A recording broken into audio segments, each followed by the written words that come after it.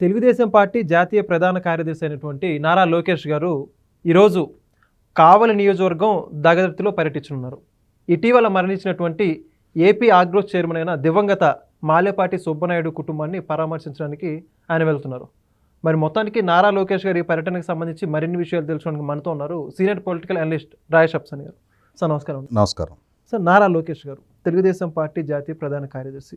ఈ మధ్య ఆయన ఒక పక్క విద్యాశాఖ మంత్రిగా ఉంటూ పరిపాలనని, మరోపక్క ప్రజల్ని, కార్యకర్తల్ని, పార్టీ క్యాడర్ని ఏ విధంగా ఇంపార్టెన్స్ ఇస్తున్నారో మనందరం కూడా చూస్తున్నాం. రెండింటిని బ్యాలెన్స్ చేయడం, ఏ చిన్న కార్యకర్త ఇంట్లో శుభకార్యం చూసుకున్నా కానీ, లేదా కార్యకర్తల ఇంట్లో ఏదైనా కష్టం వచ్చినా కానీ ఈయనే స్వయంగా వెళ్ళి అక్కడ క్యాడర్కి అండగానే ఉన్నామని చెప్పేసి చెప్పుకుంటున్నారు. దానికి ఉదాహరణ ఎన్నో ఉన్నాయి. ఇప్పుడు తాజాగా ఆగ్రోస్ చైర్మన్గా ఉన్నటువంటి మాలేపాటి సుబ్బనాయుడు గారు మరణించారు. ఇప్పుడు వాళ్ళ కుటుంబానికి పరామర్శకు వెళ్తున్నారు. ఏమంటారు నారా లోకేష్ గారి బ్యాలెన్స్ చేసే విధానాన్ని గురించి?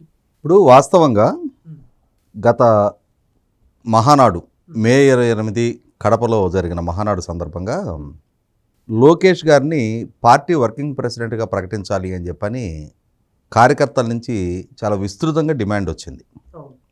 ఆ సందర్భంగా నేను కూడా మాట్లాడటం జరిగింది. నేను కూడా ఆ డిమాండ్కి మద్దతు ఇవ్వటం జరిగింది. కారణం ఏంటి అంటే, మొన్న సెప్టెంబర్ 1వ తారీఖుకి చంద్రబాబు నాయుడు గారు తెలుగుదేశం పార్టీ అధ్యక్ష బాధ్యతలు స్వీకరించి 30 సంవత్సరాలు పూర్తవుతుంది. 45 సంవత్సరాల వయసులో ఆ బాధ్యతలు స్వీకరించిన చంద్రబాబు నాయుడు గారు ఇప్పుడు 75 సంవత్సరాల వయసులో ఉన్నారు. ఈ 30 సంవత్సరాలుగా పార్టీ అధ్యక్ష బాధ్యతలతో పాటు సైమల్టేనియస్గా వారు 15 సంవత్సరాలు రాష్ట్ర ముఖ్యమంత్రిగా కొనసాగారు, 15 సంవత్సరాలు ప్రధాన ప్రతిపక్ష నాయకుడిగా కొనసాగుతూ ఉన్నారు. అంటే ఇప్పటి వరకు ఆయన డ్యూయల్ రోలు చాలా సమర్థంగా సమన్వయంతో నిర్వహించుకుంటూ వస్తూ ఉన్నారు. ఓకే. కానీ ఇవాళ 40 సంవత్సరాల నాడు ఆయన ఏజీ ఎనర్జీ వేరు, ఇవాళ 70 సంవత్సరాల ఏజ్లో ఎంత కాదనుకున్నా మనతో కంపేర్ చేసినప్పుడు ఆయన ఎనర్జీ లెవెల్స్ మనకే ఆశ్చర్యం గొలిపే విధంగా ఉన్నా కూడా వారు పూర్తి స్థాయి సామర్థ్యంతో రాష్ట్ర ముఖ్యమంత్రిగా వారు విధులు నిర్వహించి తీరాల్సిన బాధ్యత అవసరం రీత్యా. ఎందుకంటే 5 కోట్ల మంది ప్రజల భవిష్యత్తు జగన్మోహన్ రెడ్డి విధ్వంసం నుంచి కాపాడబడాలి అన్నా, వలసలు లేని ఉపాధి ఈ రాష్ట్ర యువతకు దక్కాలి అన్నా, పర్ క్యాపిటల్ ఇన్కమ్ పరంగా ఇవాళ దక్షిణాదిలో అభివృద్ధి చెందిన మిగిలిన రాష్ట్రాల సరసన ఆంధ్రప్రదేశ్ 5 కోట్ల మంది ప్రజలు కూడా తలెత్తుకొని సగర్వంగా నిలబడాలి అన్నా, కనీసం ఇంకొక దశాబ్ద కాలం పాటు చంద్రబాబు నాయుడు గారు ఈ రాష్ట్రానికి పాలకుడిగా ఉండాలి అని చెప్పని ప్రజలు కోరుకుంటున్నారు. కాబట్టి వారికి పార్టీ అధ్యక్ష బాధ్యతలు అయినా సరే వారి నుంచి కొంత రిలీఫ్ ఇవ్వాలి అనేది శ్రేణులు కోరుకుంటున్నారు. నాకు కూడా ఆ విషయంలో చాలా నిశ్చితాభిప్రాయం ఉంది. లోకేష్ గారు ఇవాళ రాజకీయాల్లో రాడు తేలారు. ప్రధాన కార్యదర్శిగా సుమారుగా 2009 నుంచి పార్టీ అంతర్గత కార్యకలాపాల్లో యాక్టివ్గా పార్టిసిపేట్ చేస్తూ ఉన్నారు. ఇవాళ పార్టీ ప్రధాన కార్యదర్శిగా కూడా 3 టర్మ్లు పూర్తి చేసుకొని ఉన్నారు. ఆయనే 3 టర్మ్లు నేను ఈ పదవి నిర్వహించున్న నేపథ్యంలో నెక్స్ట్ ఈ ఆపర్చునిటీ ఇంకెవరికైనా ఇవ్వాలి, పార్టీలో కీలక హోదాల్లో ఎవరైనా కూడా 3 టర్మ్ల కంటే ఎక్కువ పనిచేయకూడదు అని చెప్పని ఆయనే స్వయంగా ఒక నియంత్రణ పెట్టుకుంటూ ఉన్నారు. కాబట్టి చంద్రబాబు నాయుడు గారు ఆల్రెడీ వారు జాతీయ అధ్యక్షులుగా మన మహానాడులో మరొకసారి ఎంపికయ్యారు. అటువంటి చంద్రబాబు నాయుడు గారికి కొంత పార్టీ నిర్వహణలో చేదోడు వాదోడుగా భుజం కలిపి మీ శ్రమ షేర్ చేసుకోవడానికి నేనున్నా అని ఆల్రెడీ లోకేష్ ఎస్టాబ్లిష్ అయి ఉన్నాడు, తన సామర్థ్యాన్ని రుజువు చేసుకుని ఉన్నాడు. కాబట్టి తనకి ఆంధ్రప్రదేశ్ పార్టీ సమన్వయ బాధ్యతలు లేదు, మొత్తం తెలుగుదేశం పార్టీ సమన్వయ బాధ్యతలు వర్కింగ్ ప్రెసిడెంట్గా లోకేష్కి అప్పజెప్పాలి అనేది నేను కోరుకుంటా ఉన్నా. అదే ఆకాంక్ష లక్షలాది మంది కార్యకర్తలు కూడా వ్యక్తం చేస్తూ వచ్చారు. ఎందుకు చెప్తున్నానంటే, ఇవాళ మరి మాలేపాటి సుబ్బనాయుడు కావలి ఇన్ఛార్జిగా కొనసాగుతూ ఉన్న తను పార్టీ అధిష్టానం కావలి అసెంబ్లీ టికెట్టు ఇన్ఛార్జిగా ఉన్న తనను కాదు అని చెప్పని అప్పటికప్పుడు పార్టీలో జాయిన్ అయ్యి కొత్తగా పార్టీలోకి వచ్చిన కావ్య కృష్ణారెడ్డికి ఇవ్వాలి అని చెప్పని ఒక నిర్ణయం తీసుకున్నా. ఆ నిర్ణయాన్ని గౌరవించి అతని అభ్యర్థిత్వాన్ని ఆమోదించి ఎన్నికల్లో అతని గెలుపుకి తను కూడా ఇతోధికంగా దోహదం చేసిన, అధికారం వచ్చిన తర్వాత కొత్తగా ఎన్నికైన శాసనసభ్యుడు తన పట్ల కొంత వివక్ష ప్రదర్శిస్తున్న, తన స్థానంలో ఇంకొక వ్యక్తి ఎమ్మెల్యేగా ఎన్నికయ్యి తనకి దక్కాల్సిన గౌరవాన్ని అతను పొందుతూ తన కృషి కూడా అతని గెలుపులో తోడ్పాటును అందించున్నా కూడా తనకి దక్కాల్సిన గౌరవ మర్యాదలు దక్కక సుబ్బనాయుడు గారు కొంత మనోవేదన చెందింది వాస్తవం. ఓకే. అతని మనోవేదన చూసిన అతని శ్రేణులు కూడా అరే మా నాయకుడికి ఈ విధమైన ఈ మనోవేదన ఏంటి, పార్టీని నమ్ముకొని పార్టీలోనే లాయల్గా ఉండటం నేరమా, పార్టీ ఆదేశాలను మన్నించి పార్టీ నిర్ణయించిన అభ్యర్థికి మద్దతు ప్రకటించి దక్కాల్సిన గౌరవం దక్కించుకోలేకపోతున్నామే అని చెప్పని వాళ్ళ శ్రేణుల్లో కూడా కొంత అసంతృప్తి ఉంది. వాస్తవంగా పార్టీ నాయకత్వం అతను చేసిన త్యాగాన్ని గుర్తించారు. మొదటి విడతలోనే అతనికి ఆగ్రోస్ చైర్మన్గా అవకాశం కల్పించారు.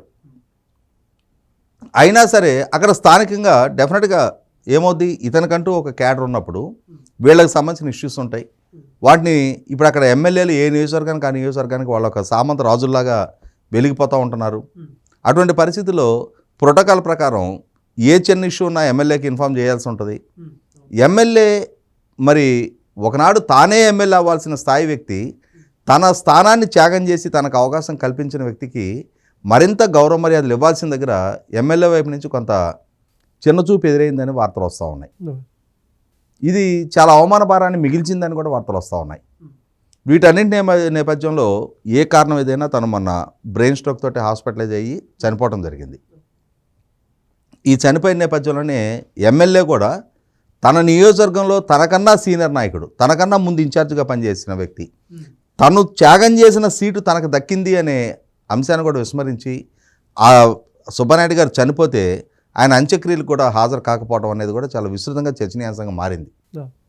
ఇష్యూ సుబ్బనాయుడు గారికి ఈ విధంగా అవమానకరంగా పరిస్థితులు తలెత్తుతున్నాయి.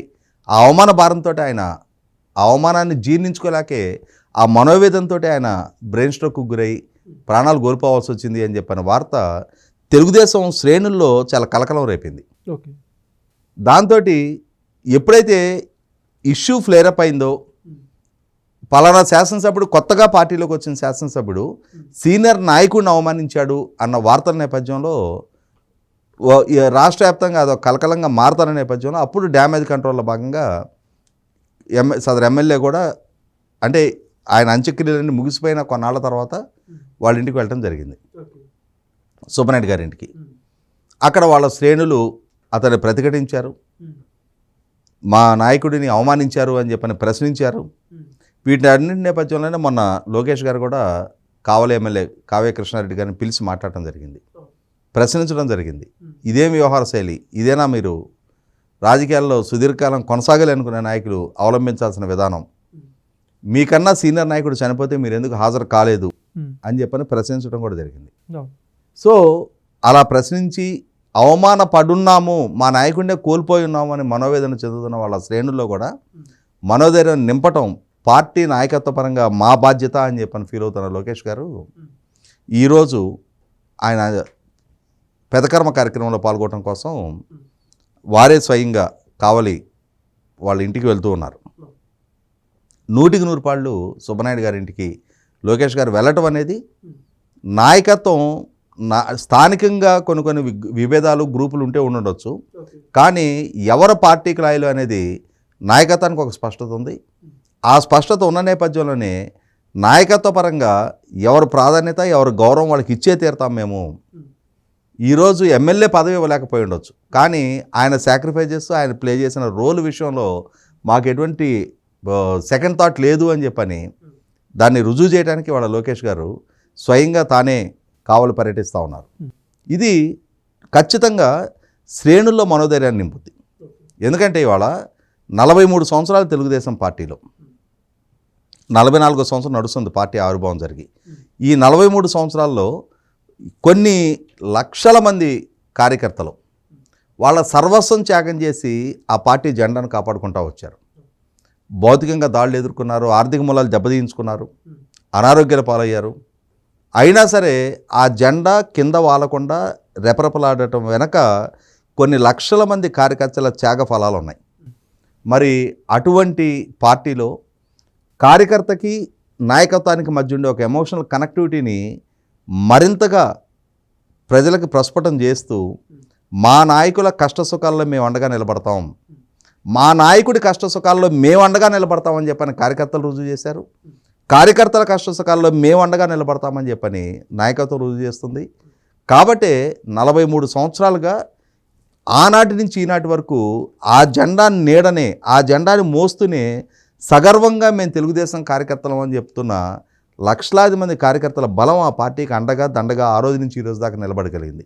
కాబట్టి దాన్ని మరింతగా ప్రస్ఫుటం చేస్తూ ఇవాళ లోకేష్ కూడా తానే స్వయంగా కావలి బయలుదేరి వెళ్ళటం ఆ మనోధైర్యాన్ని కోల్పోయిన శ్రేణులకి, అవమాన భారం ఎదుర్కొంటున్నాము అని ఫీల్ అవుతున్న శ్రేణులకి వాళ్ళ మనోధైర్యాన్ని మరింత బలపరచడానికి, మీ వెనక సుబ్బనాయుడు గారు లేకున్నా నేనున్నా, పార్టీ మీ వెంట ఉంటుంది, సుబ్బనాయుడు గారి కుటుంబానికి పార్టీ అండదండలు అందిస్తుంది అని చెప్పని చెప్పడానికి లోకేష్ ఈ పర్యటన చాలా బలం చేకూరుస్తుంది అనేది వాస్తవం. Thank you sir. Please subscribe to Leo News for more videos.